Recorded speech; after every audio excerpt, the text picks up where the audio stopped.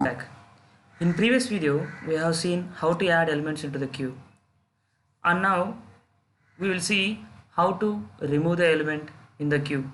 As I said earlier, the queue is following the FIFO order, which means the first in and first out. So if you remove the element, it should come the first element of the queue. Okay, let us try to implement that using arrays in our code. So for this, I am writing public employee remove method. So every time we are removing the front element in the array, so no need to pass any argument here. Before removing, we need to check whether the queue is empty or not. For this, I will write one more method is int size. So I will make it public.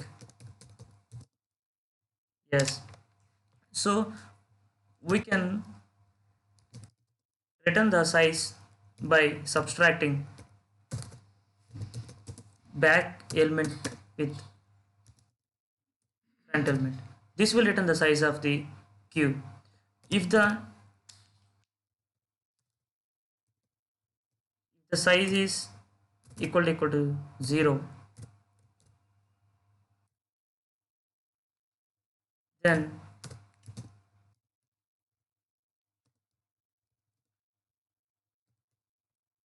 no such element exception.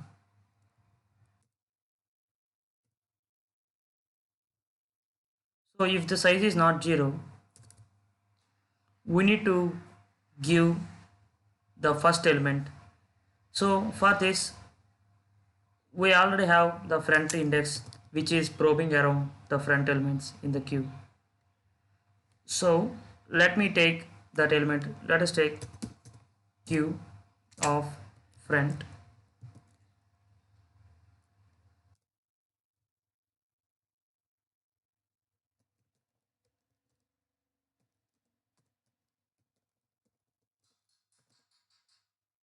So we are storing the new employee and we should return this new employee. This is how the queue is working. Let us go back to the image. The person who left the queue first is the person who entered the queue first. So we are using the same principle. We are taking the front element of the queue and we are assigning to the new element, and whenever the queue is removed, when the remove method is called, we are returning the employee who is in first position of this queue. So while removing, we are giving new employee, and also we need to make the front element as null, because, and also we need to decrease the index.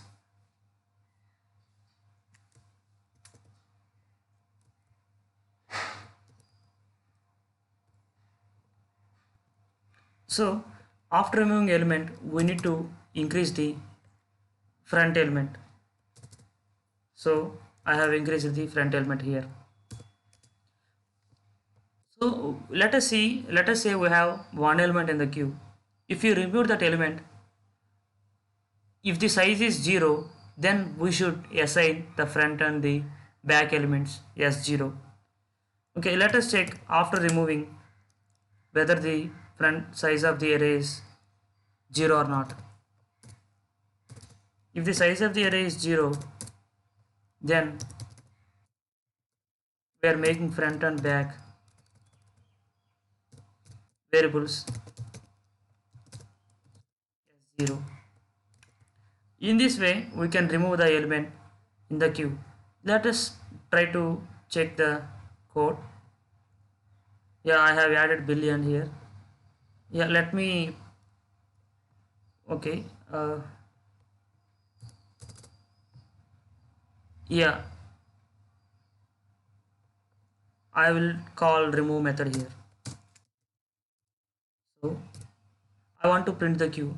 See, let me check whether it is working perfectly or not before executing the remove method. Yeah, if you see this, it is storing the insertion order. Let me uncomment this and print again. So let me check it.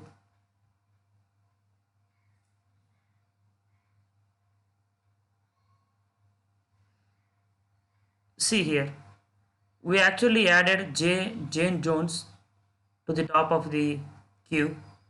When we remove, it is showing John Doe, which is correct, because whenever the queue is removed, if you see this diagram, this person, let us say this is Jane Jones. If you remove the element from the queue, the Jane Jones should come first. That is why it is not showing Jane Jones here. So in this way, we can also implement a peek method. Peek method in the sense, it won't remove any element from the queue. Instead, it will give the instance of that object in the queue. So let us try to implement peek method. Public employee peek. So we need to check the size of the array, like how we have checked in the remove method, because if the size is 0, then there will be no element at the front of the queue. So if size is not 0, then we should give the instance of that first element in the queue. For this, I am taking queue of front, then we can return queue of the front. So let us go back to the code and let us try to check the peek method.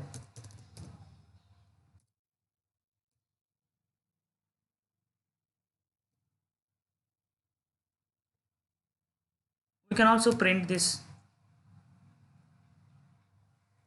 peek method. We will print that in main method otherwise.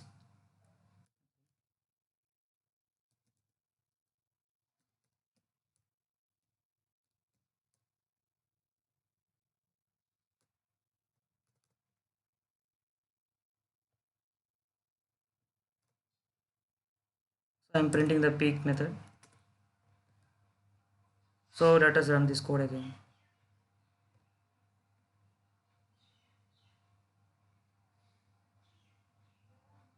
If you see,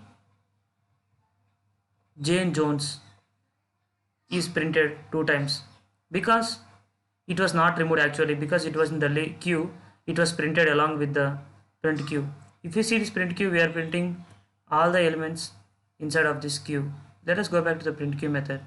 If you observe this, we are printing all the elements in the queue, which means it is not removed from the queue, but it has returned that first element in the queue. In this way, we can implement a queue data structure by using arrays. If you don't understand this video, I will highly recommend you to watch the first video in the queues.